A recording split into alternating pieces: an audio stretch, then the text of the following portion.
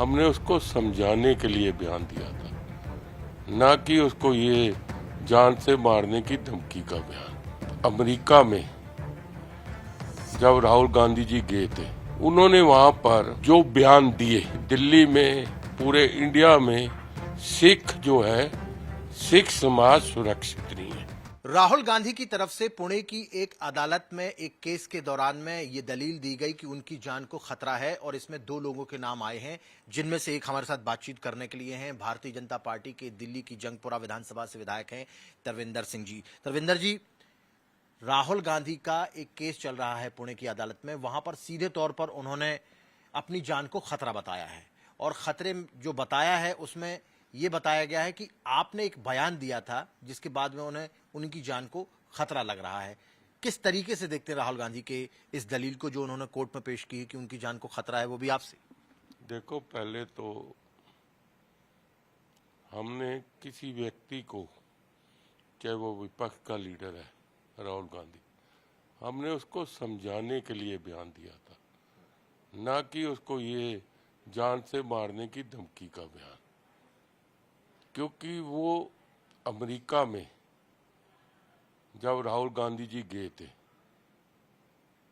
उन्होंने वहां पर जो बयान दिए, उन्होंने पहले बयान दिया कि दिल्ली में, पूरे इंडिया में सिख जो है, सिख समाज सुरक्षित नहीं है। ये बयान उन्होंने वहां पर दिया कि उनकी पगड़ी सुरक्षित नहीं है, उनका कड़ा सुरक्षित नहीं है, उनकी कृपान सुरक्षित नहीं है, आए दिनों उन पे वारदातें होती है।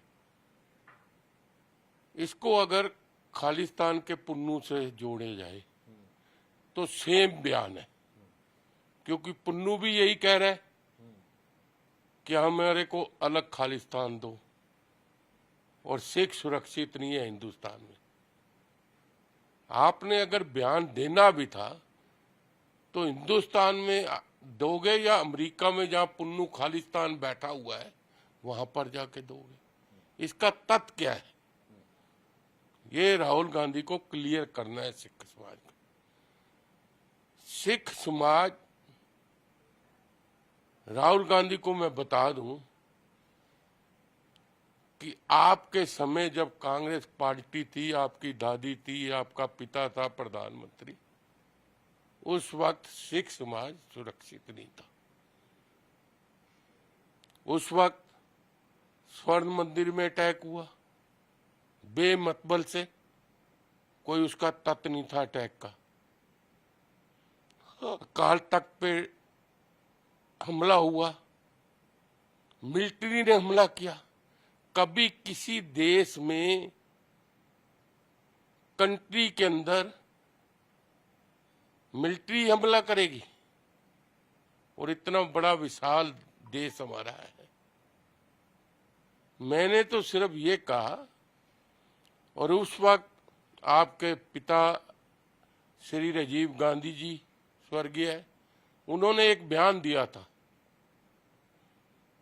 जब इंदिरा गांधी जी की डेथ हो गई थी, किसी ने मारा, लेकिन उन्होंने बयान दिया था कि बड़ा पेड़ गिरता है तो धरती हिलती है।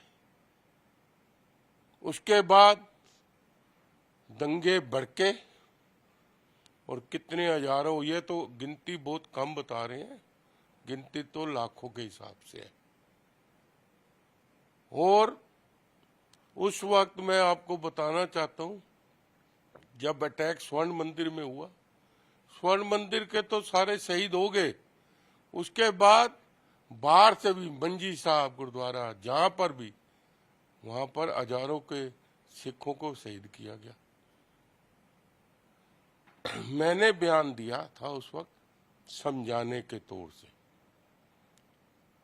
आज भी वही बयान कह रहा हूं कि समझाने के तौर से, क्योंकि सिखों की भावना से आप मत खेलो। लेकिन वो सीधे तौर पर ये कह रहे हैं कि आपने उनकी दादी का जिक्र करते हुए कहा कि राहुल गांधी ठीक व्यवहार करिए, नहीं तो आपकी दादी जैसा हाल होगा। और ये हर कोई जानता है कि उनकी दादी की मृत्यु कैसे हुई थी, उनके पिताजी की मृत्यु कैसे हुई थी। तो सीधे तौर पर उन्होंने न्यायालय में यही गुहार लगाई है कि उनकी दादी जैसा हमारे साथ होगा, मतलब हमारी भी हत्या हो सकती है, हमारी जान को खतरा है, ये उन्होंने सीधे तौर पर कहा। उसके अलावा जो एक केंद्रीय मंत्री हैं रवनीत बिट्टू, उनका भी नाम उन्होंने लिया, उन्होंने भी उनको आतंकवादी कहा था, उनका भी उन्होंने नाम न्यायालय में लिया है। तो आप क्या कहना चाहते हैं कि यदि इस तरीके के बयान राहुल गांधी देंगे तो उनकी जान को खतरा होगा, या आपका कहने का दृष्टिकोण कोई और था, कुछ और? देखो, पहली बात तो मैंने पहले क्लियर किया है कि मैं समझाने के लिए बात कही थी। दूसरी बात, राहुल गांधी पूना की कोर्ट में जाना नहीं चाहता तारीख पे, क्योंकि तारीख तो 15 दिन, महीने, 2 महीने बाद लगती है, और जज की मर्जी है कब आपकी सुनवाई करे, 6 घंटे में सुनवाई करे, 8 घंटे की सुनवाई करे, जो रूल है वहां पर। इसलिए इस बयान को उसने दोबारा रिपीट किया है, पहली बात तो। दूसरी बात यह है कि हम नरेंद्र मोदी जी के 11 साल के शासन में जितने सिखों के काम नरेंद्र मोदी जी ने किया, और हम नरेंद्र मोदी जी के नेतृत्व में यहाँ पर बिल्कुल सुरक्षित है। अमित शाह जी के होम मिनिस्टर है, उनके नेतृत्व में हम सुरक्षित है। सिख समाज जहाँ पर भी अमित शाह जी को, नरेंद्र मोदी जी को इनवाइट करता है, वो पूरा पूछते हैं। और हम पूरा हिंदुस्तान में कहीं पर भी चले जाओ, हम कृपान पहन के भी जाते हैं, कड़ा पहन के भी जाते हैं, पगड़ी पहन के भी जाते हैं। हमें तो आज तक कहीं खतरा नजर नहीं आया, हमें तो कोई खतरा नजर नहीं आया। ये जो और दूसरी बात, ये बिट्टू को आतंकवादी कह रहे हैं। अरे आप अमेरिका जाके पुन्नू की भाषा बोल रहे हो, खालिस्तानी की, तो आप कौन हो? वो यही है, बिट्टू ने उनको आतंकवादी कहा, ये ऐसा उन्होंने अदालत में कहा कि राहुल गांधी को बिट्टू ने आतंकवादी कहा। नहीं, देखो बात ये है, जो पुन्नू की भाषा बोलेगा, खालिस्तान की भाषा बोले, इसका मतलब आपकी मंशा है कि खालिस्तान बने। जो पुन्नू कह रहा है वो आप कह रहे हो, फिर अमेरिका में जाके कह रहे हो। चलो हिंदुस्तान में कह दो, कोई बात नहीं, अमेरिका जाके कहने का क्या मतलब है? मतलब कि आप सिखों की भावना से समय समय पर खेल रहे हो। जिस तरह आपका पिता खेला, इसी तरह आप खेल रहे हो, सिखों की भावना को ठेस पहुंचा रहे हो। तो उसके लिए फिर हम क्या कहेंगे? सिख समाज समझा ही सकता है ना इसको।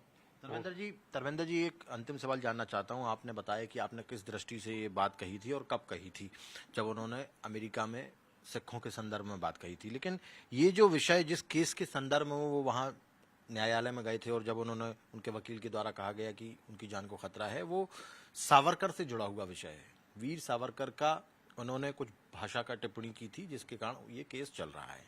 वीर सावरकर को लेकर भी लगातार वो बोलते रहे हैं, न सिर्फ सिख समुदाय के बारे में बल्कि वीर सावरकर के बारे में भी उन्होंने बोला। आपको क्या लगता है कि वीर सावरकर को लेकर राहुल गांधी का जो सोच है या जो ये केस चल रहा है, ये सही है? देखो, वीर सावरकर जो है एक महान व्यक्ति था। उसने जो देश के लिए किया है, इन्होंने तो देश को तोड़ दिया। पंडित जवाहरलाल नेहरू ने क्या किया? अंग्रेजों से समझौता करके देश के 3 टुकड़े करा ही दिए ना पाकिस्तान। इन हजारों लोगों के उसमें शहीद हो गए, हमारे ट्रेनों की ट्रेन भर के शहीद होगी। हमारे थमाली पिंड था, पूरा पिंड शहीद हो गया हमारा, और लड़ाई करते करते यहाँ पहुंचे हैं। तो ये इसको क्या बातें पता है? देखो ना, ये अपने दादे के बारे में, नाने के बारे में बता पहले तो, कि वो प्रधानमंत्री बनने के पीछे उसने देश के 2 टुकड़े करा दिए। वीर सावरकर जी ने तो देश के लिए जितना किया कोई भी नहीं कर सकता। आप महाराष्ट्र में चले जाओ, पूछो लोगों से वीर सावरकर के बारे में। अरे गद्दार तो आपके लोग थे, जिन्होंने अपनी कुर्सी के लिए किस किस के पे डॉक्टर अंबेडकर जी का उनको चुनाव हराया, उनका अपमान कराया गया कि वो आगे ना आए। आप अपना इतिहास देश के टुकड़े कराए। देश के टुकड़े किसने कराए? इन्होंने कराए ना, नहीं तो देश के टुकड़े नहीं होते। ये तो वल्लभ भाई पटेल साहब और जो थे उन्होंने देश को बचा दिया। और देश टूट जाता, गुजरात भी चला गया था, राजस्थान भी जा रहा था, कश्मीर भी जा रहा था। ये तो इन्होंने किया है।